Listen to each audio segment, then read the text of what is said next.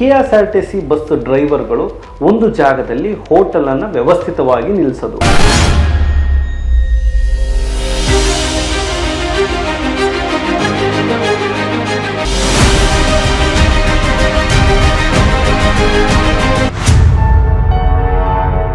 ಅಲ್ಲಿ ಬಾರನ್ನು ಇಟ್ಟಿದ್ದಾರೆ, ಪಕ್ಕದಲ್ಲಿ ಯಾವುದೋ ಒಂದು ಬಾರ್ಗೆ ಅಟ್ಯಾಚ್ ಹಾಕಿರುವಂಥ ಹೋಟೆಲ್ ಕೊಟ್ಟಿದ್ದಾರೆ. ಸೊ ಇಲ್ಲಿ ಎಲ್ಲ ಯಾರು ಪ್ರಯಾಣಿಕರಿದ್ದಾರೆ ಅವ್ರು ಇಳಿತಾರೆ, ಪ್ರಯಾಣಿಕರು ಕುಡಿದ್ರೂ ಕುಡಿಬೋದು, ಅವರು ಕುಡಿದು ಹತ್ತಿ ಹೆಣ್ಣು ಮಕ್ಕಳಿಗೆ ತೊಂದರೆ ಕೊಡ್ಬೋದು, ಅಥವಾ ಆ ವಾಸನೆಯಿಂದನೇ ಹೆಣ್ಣು ಮಕ್ಕಳಿಗೆ ತೊಂದರೆ ಆಗ್ಬೋದು.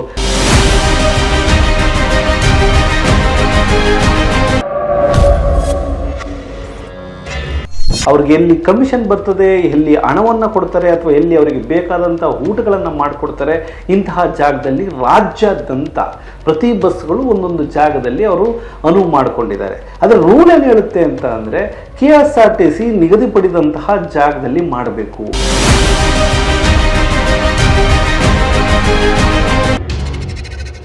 ಇವತ್ತು ಮತ್ತೆ ಕಳೆದ ವಾರ ನಾವು ಮತ್ತೆ ಚೆಕ್ ಮಾಡಿದ್ರೆ ಹಣ ಎಷ್ಟು ಮಟ್ಟಿಗೆ ಆಟ ತೋರಿಸುತ್ತೆ, ಹಣ ಎಷ್ಟು ಮಟ್ಟಿಗೆ ಅದರ ಎನರ್ಜಿ ತೋರಿಸುತ್ತೆ ಅಂತಂದರೆ,